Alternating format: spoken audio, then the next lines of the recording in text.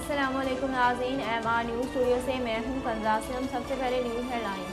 कराची में साल नौ के मौका पर मुख्तलिफ इलाकों में हवाई फायरिंग से 17 अफराद जख्मी और एक बच्चा जाँ बहक हो गया। पाकिस्तान में साल नौ 2022 का आगाज़ हो गया।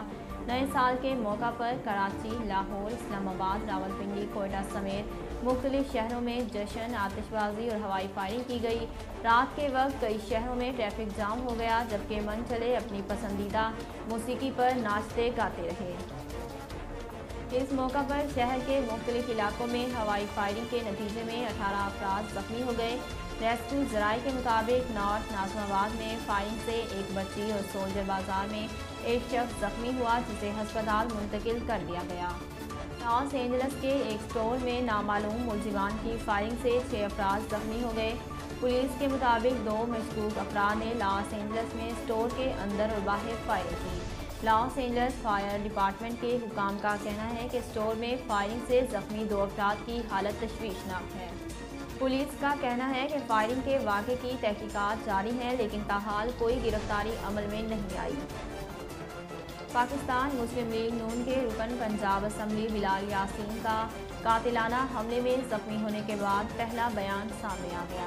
वो मामूल के मुताबिक नमाज जुमा की अदायगी के बाद अपने हल्के में घूम रहे थे कि अचानक 2 लोग आए। वो समझे कि ये पुलिस वाले हैं। उन्होंने कहा कि मुझे नहीं पता था कि वो मुझे मारने आए हैं। लाहौर के मोहिनी रोड पर मोटरसाइकिल सवार 2 नामालूम अफराद ने रुकन पंजाब असम्बली बिलाल यासीन पर फायरिंग की, जिसके नतीजे में वो जख्मी हो गए थे।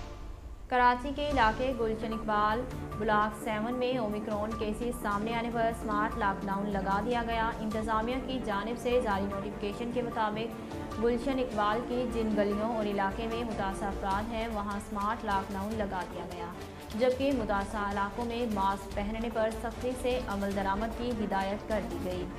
इसके अलावा गुलशन इकबाल के मुतासरा इलाके में आज़ादाना नकलो हरकत पर पाबंदी लगा दी गई और सिर्फ खाने पीने और दवाओं की दुकानें खुली रखने की इजाज़त दी गई।